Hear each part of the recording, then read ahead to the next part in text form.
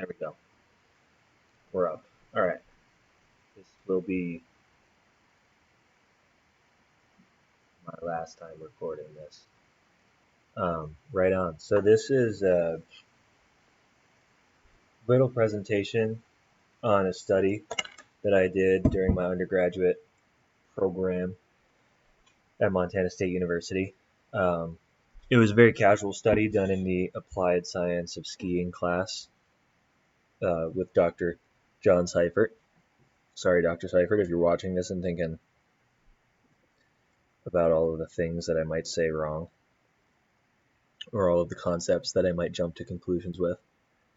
But we're going to do it anyways. So this study was a little quick day study done up at the local ski hill, and we were checking out the effects of the backpack weight on alpine skiers. Alpine skiing is a surprisingly diverse sport. We see athletes such as Michaela Schifrin, who is one of the best athletes of the modern age. One of the most successful skier ever. And we see guys like Henrik Harlow, who's also a very influential freestyle skier, but he's known for different reasons. He was broadcasted worldwide at the 2014 Sochi Olympics when his pants fell off at the end of his run. Gotta love it. Skiing has been gaining popularity rapidly. Freeride alone has seen a 116% increase in popularity between 2021 and 2024, and backcountry has tripled since 2020.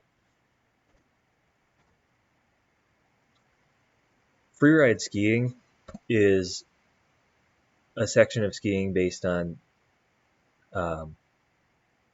the absence of environmental control. This includes man-made snow and snowcats grooming the run and controlling the conditions.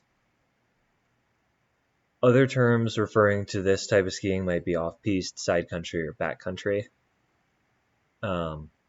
But they all have the same goal. Free riding can be done either in the backcountry or inbounds at resorts like Bridgeville and Jackson Hole.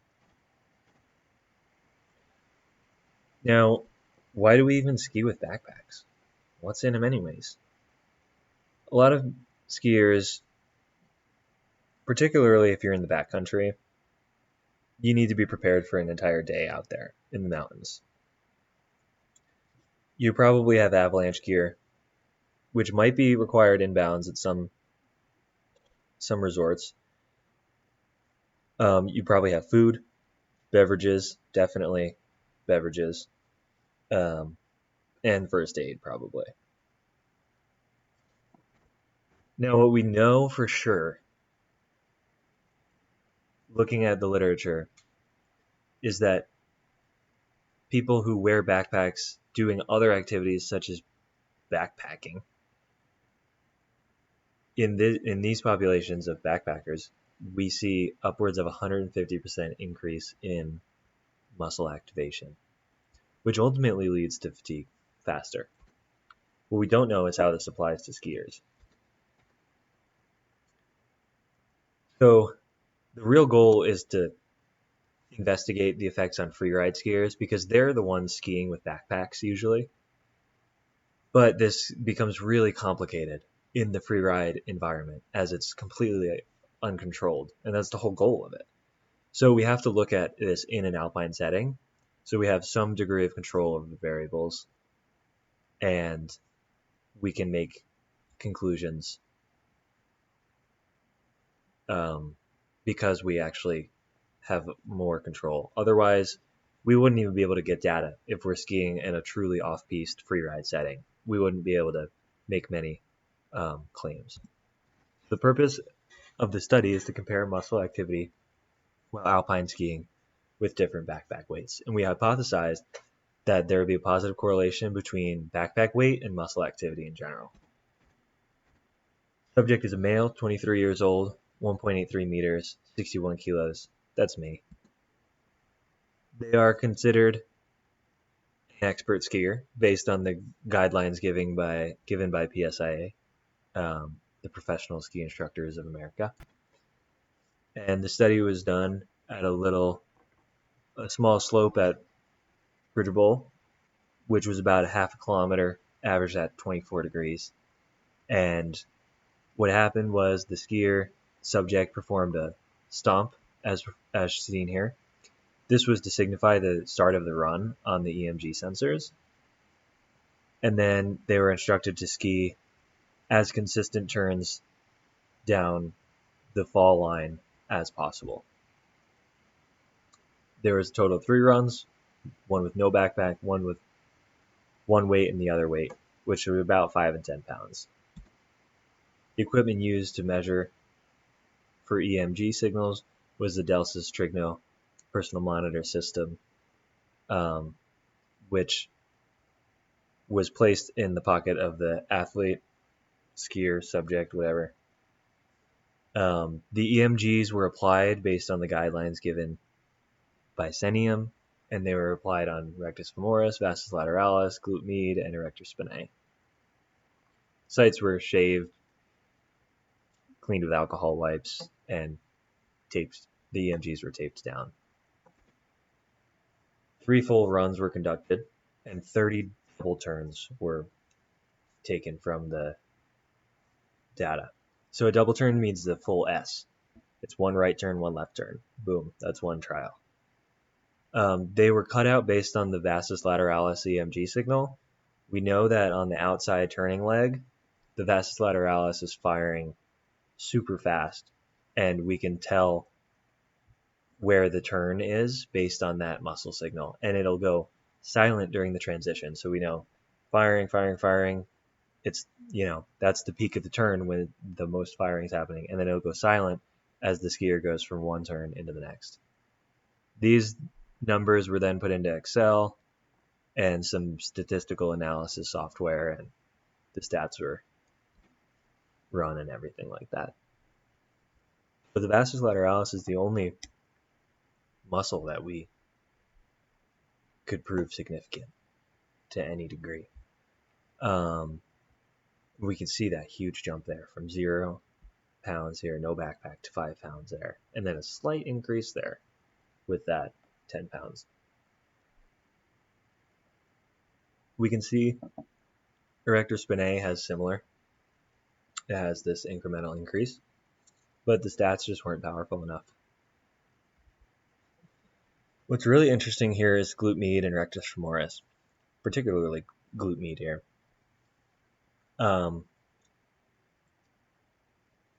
It's you're probably thinking, well, why is the 10 pounds not way up here? The same with rectus femoris. I have a couple hypotheses, thoughts about why this happened. I think there could have been an adaptation period, essentially.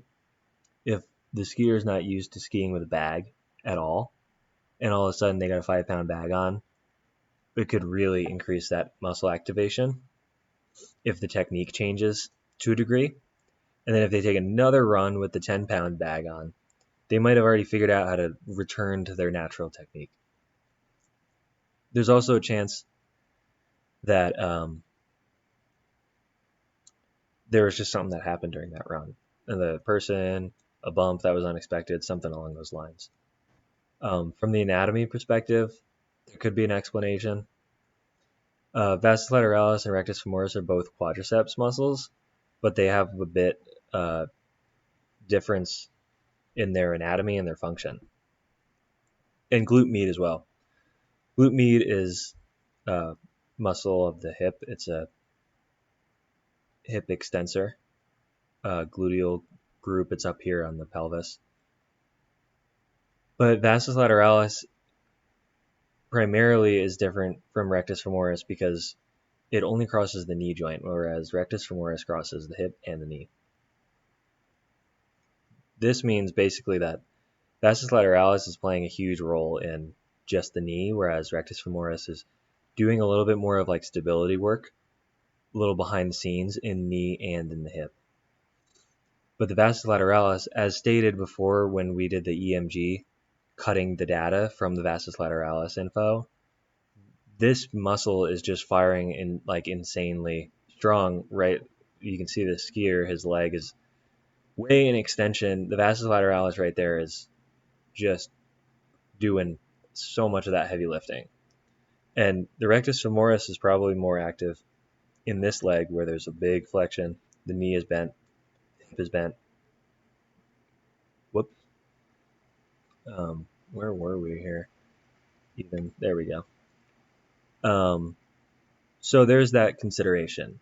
So this is playing more role in the hip, and the glute med is up here on the hip too, and that's also doing more hip stuff, pelvis stabilization, abduction. It's still working to stabilize the knee, but these are both really in the hip, so something was going on there. And erector spinae, I mean, that's just great. I don't even care that the stats didn't come through. I don't even care. That's just awesome right there, I think. So to review, the purpose was to compare the activity in these muscles, and the hypothesis was the positive correlation between the backpack and all the muscle activity. And a quick note here too, these numbers are pretty significant, but they're not huge. Remember that 150%? So we rejected our hypothesis in that correlation of all muscles. There wasn't quite 150%. It's probably just because the pack is much smaller than a backpacker's pack. This was a reference study because there's not many studies about this kind of a thing. There's some in school kids carrying bags and hurting themselves and whatnot, but this was what we found the most appropriate reference study to launch off of. So we didn't see that 150% increase, but the bag just isn't that heavy. There are some limitations, like one subject, one trial, inconsistent slope, and environmental. The inconsistent slope, the environmental being huge for like the skier themselves, but the subject and the trial being big for the statistical analysis. In the future, it'd be great to do a longer duration study, more trials, heavier bags, whatever it might be. Different terrain, more controlled slope would be great. A fresh groomed run, perfect slope in the morning with a gates and closed off from the public would be phenomenal. I have or more freeride based here, but it's really not that practical to go send a skier off piste and ski like a real freeride setting. It would be so challenging to get the stats and the analysis and everything done on that. Other thoughts? The study was kind of a two-part thing. The subject also was wearing extensor pressure insoles, and my other classmates who did this part of the study, they actually found that the center of pressure with the increasing backpack weight, the center of pressure came more posterior, closer to the heel, which is pretty big. That means the skier is going back seat with the increasing weight. And this is not good for skiers. Being in the back seat like this guy here, you lose control of your skis and your body, and B, it potentially puts a lot of stress on your ACL here. This tibia comes out. It's almost like it's coming out of the screen, pushes forward. You can see how that ligament is structured. It's going to get tugged. And if you're going at high speeds, a lot of force is happening in skiing, very easy to tear your ACL. And any factors that contribute to a higher likelihood of an ACL tear really should be considered to anybody. Particularly if you're skiing with wide skis, might be another factor. If you're not a skilled skier like this guy here, he's just in danger. I mean, if you're older, if there's so many variables. Women are predisposed based on their anatomy of the knee and the hips. that's a whole other discussion. But these are factors to consider. If you're a dedicated skier, if you're an athlete, if you're just a curious person, one less beer in the bag could save your knees. So that's my message. That's my presentation. Thank you for watching. And maybe I'll make another video following up about some other risk factors for ski injuries. We'll see. Peace.